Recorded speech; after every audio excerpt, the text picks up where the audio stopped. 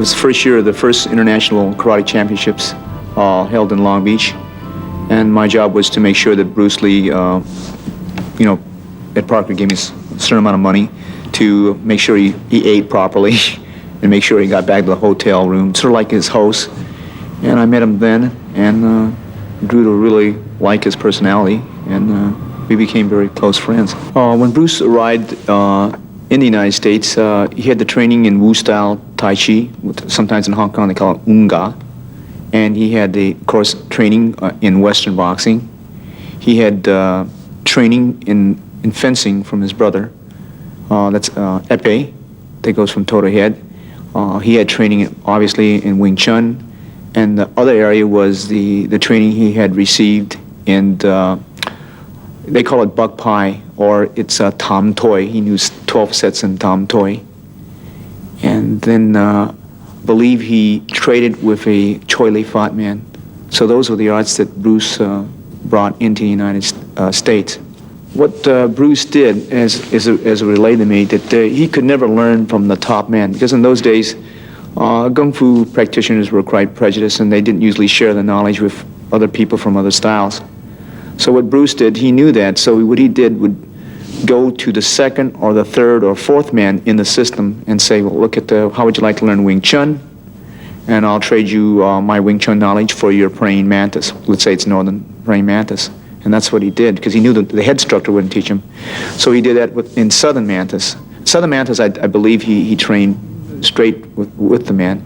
But a lot of the styles that he trained in Chinese Kung Fu, the way he picked it up, he would exchange the knowledge in Wing Chun for different styles. And of course, it was between him and the person he traded with. So he usually picked the second or third or fourth or fifth man within the hierarchy or of the top five in each Kung Fu system. And then as he approached that, he worked obviously with a lot of Western boxers. A lot of his students were sort of street type fighters. He worked with various different wrestlers and judo men and jiu-jitsu men, and slowly went away from the traditional or the classical way of training in Kung Fu. And he sort of changed the methods. In other words, he did away with the classical, traditional ways of forms. But I think he still kept the forms, but he separated between what was the forms and what was the way he wanted to train for martial art. He referred to the forms as martial art gymnastics.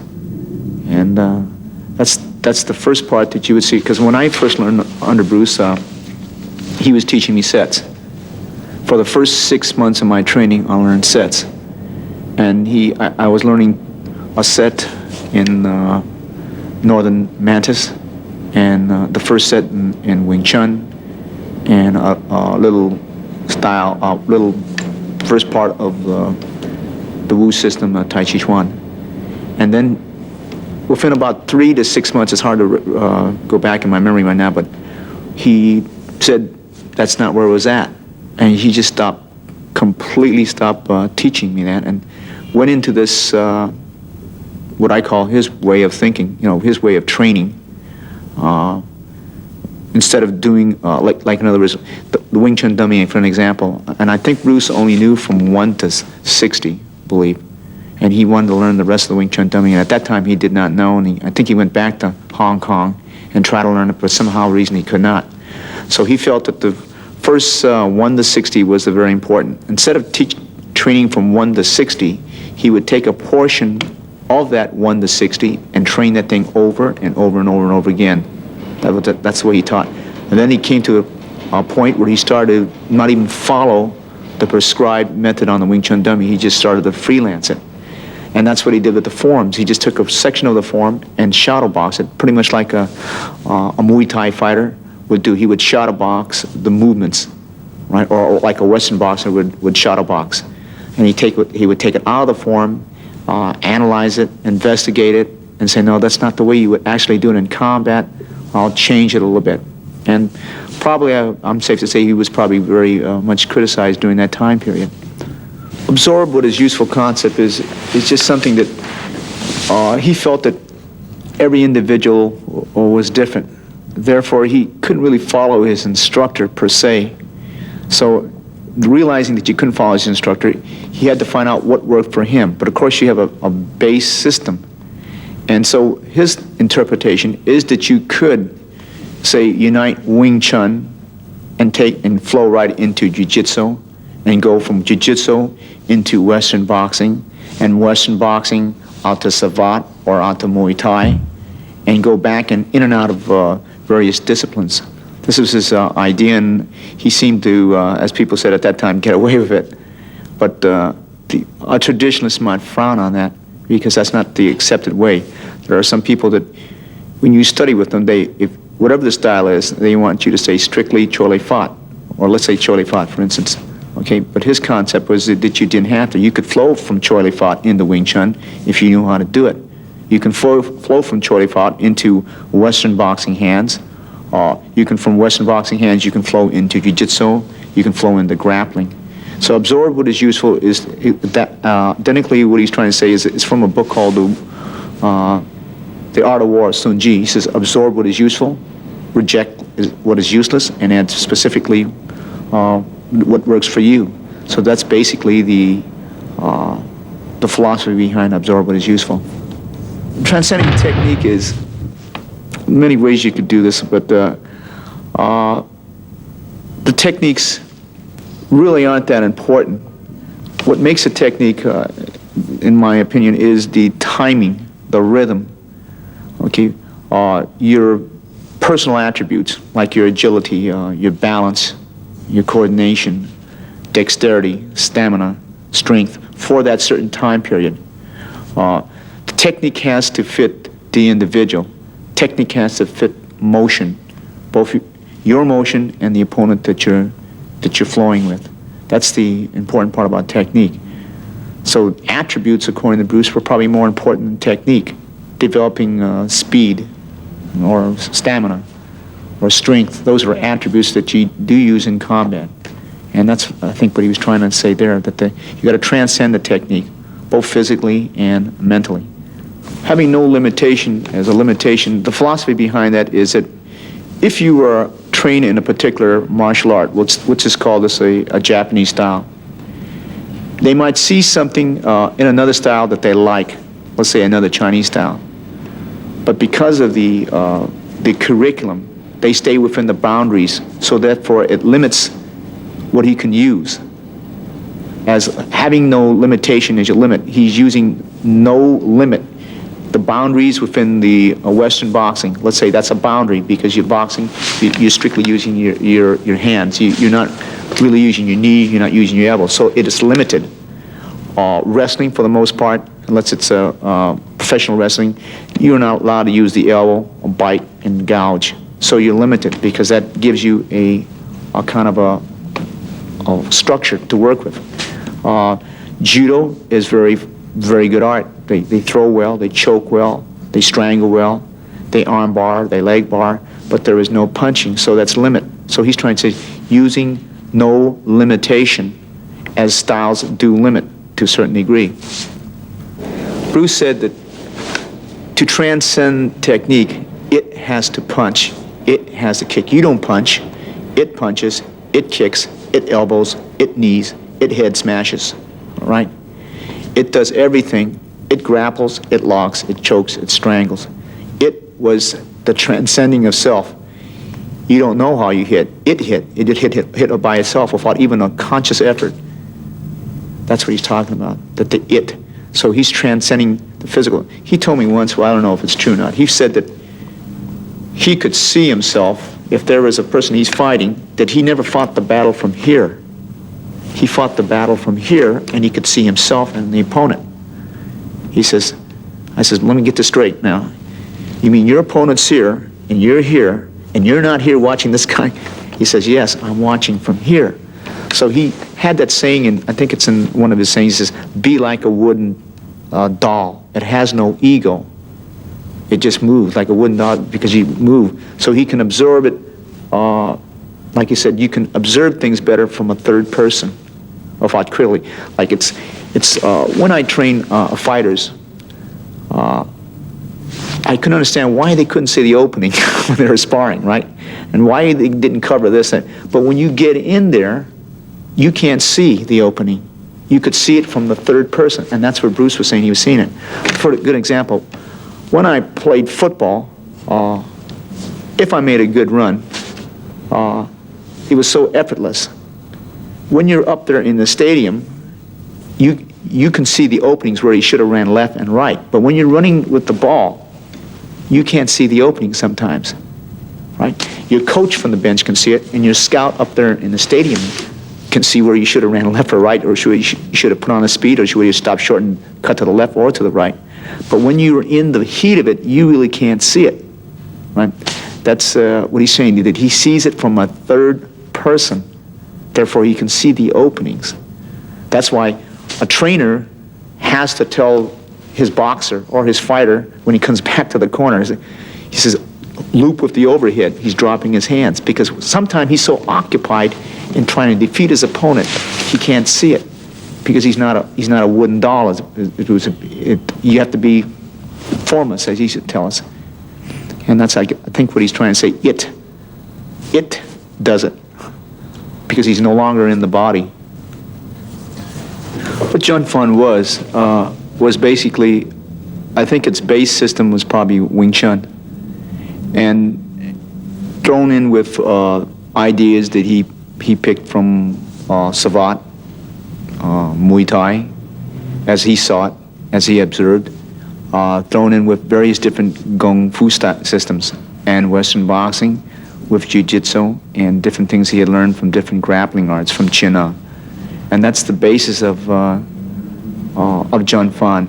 The liberation of Jun Fan, we get into now what we call Jeet Kune Do. For an example, to expand on what Jeet Kune Do is, Jeet Kune Do is a very personal thing. Therefore, it is not really a product. Rather, it's a process. It's a process of becoming, and you're constantly changing. The only thing you can be sure about time is it's constantly changing, even the ideas. Okay, so Jeet Kune Do, for an example, if I had one student, he might incorporate only 20%, let's say, Western boxing, as another student might really like it, so he'll use 80% Western boxing. Another person might incorporate 100% Muay Thai. Another person might not like the training, so he might incorporate 10. That's strictly up to him. A person might incorporate grappling. Let's say there's three persons. One person might not incorporate any of it. Another person would incorporate maybe 10%, another person 15%, another person maybe 80% of it. But what is important, that he is exposed to that particular discipline. The way I'm moving now, I use the discipline to develop attributes. That's the key thing, because I believe, like Tai Chi Chuan, for an example, it has a lot of good characteristics that I like. You know, it sort of calms the system down, and it has balance. It promotes balance, and it has good body control when you do it. Muay Thai, the advantage I think there is that they are really, as far as conditioning in the martial art, I consider them to be the most highly conditioned martial artists out there. So I like to incorporate that aspect of it. I leave my students to say, well, do they like the training in Muay Thai better than they like the training in Bando or so on. I allow my students to choose what they like, what they want to do, and what art that they want to gravitate to. And I think this is important. Just as when people go through public school, you should give them a base study course, but you allow them after they come out to pick what they want, where they want to concentrate on music more, or art, or on math, or on science. So Jeet Kune Do is just the same thing. You concentrate on your effort. A Jeet Kune Do technique can be a boxer's left jab, it could be a boxer's left hook, it could be a boxer's uppercut, and it could be a cross. It could be a Muay Thai kick on the thigh. It could be an elbow from Muay Thai. It could be a knee from Muay Thai. It could be a wrist lock from Jiu-Jitsu or Aikido. It's whatever works. So a Jeet Kune Do technique, you can't really classify a Jeet Kune Do technique. In the way of in the realm that Bruce had it, it's absorbing what is useful for you. Since it is not a style, we use maybe certain disciplines to get certain attributes, to develop certain things. So there is no Jeet Kune Do technique as per se, as the way he founded the idea. Okay? Many people refer to it as a style, but it's not a style, because it's not a style as a product. And as he used to tell me, it is a process. It's just a process of constant growth. And what is Jeet Kune Do for you now might not be Jeet Kune Do for you 6 years down the line, because of age, because of time, a factor of training and things of that nature. Jeet Kune Do now, since there's a lot of disciples that came from Bruce, and I have a lot of students, each is developing it in the way that they think it should be developed. Some people don't want to come out, they want to stay in the garage and teach 1 or 2 or 3 students, that's fine too. Others want to promote it more, get it into the limelight a little bit more, and that's fine too. Like, for an example, Daniel Lee, he teaches Jeet Kune Do, but his main thrust is Tai Chi Chuan. He promotes it through Tai Chi Chuan. As Richard Bustillo is more into Western boxing, he's more into kickboxing. He takes that aspect of Jeet Kune Do and tries to push that aspect. Larry Harsel is more into what we call Filipino Dumog, which is grappling, or Layog, which is another form of Filipino grappling, and mixing in with little Chinese Chin-Au here and there, and Western wrestling, and some things from Jiu-Jitsu and some things from Aikido that he's integrated for himself.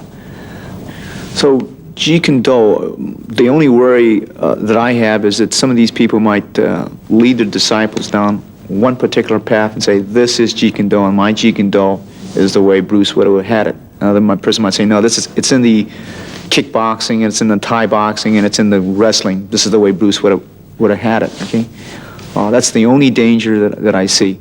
Bruce did hand out certain techniques, but they were used to illustrate a certain point when you might use this at a particular range. And the thing that he used to tell me, there are certain weapons that are good for certain ranges. Like a grenade, you wouldn't use it 5 feet away from you. You might use a dagger. A staff, you might use it for a little bit shorter distance. A grenade would be good maybe if there's a machine gun nest out there 50 yards, and that would be the time to use it. There are certain techniques that are good for certain circumstances. Once a man crashes in and he's in grappling range, you should use it. So there are some people who don't believe in the grappling range, but if you look at any professional boxing match or kickboxing match, they within 2 to 3 kicks or 3 or 5 punches, they're already in clinching range. So you should have a grappling art. You can't afford not to learn it. Okay, some people say, well, I'll finish it all in kicking range, I'll finish it all. So I guess what I'm trying to say is that every system or discipline has its time and place. For an example, Bruce used to ask me, he said, Dan, what's the best way of travel? I says, 747, jet, United Airlines, possibly. He says, well, if you're going across the street, the jet wouldn't be very much of use, would it? If you wanted to go 2 or 3 blocks, maybe a bicycle might be better than the car. And if you're in the jungles of Amazon, he says, the Porsche that McQueen drives isn't any good because he can't use it under that environment.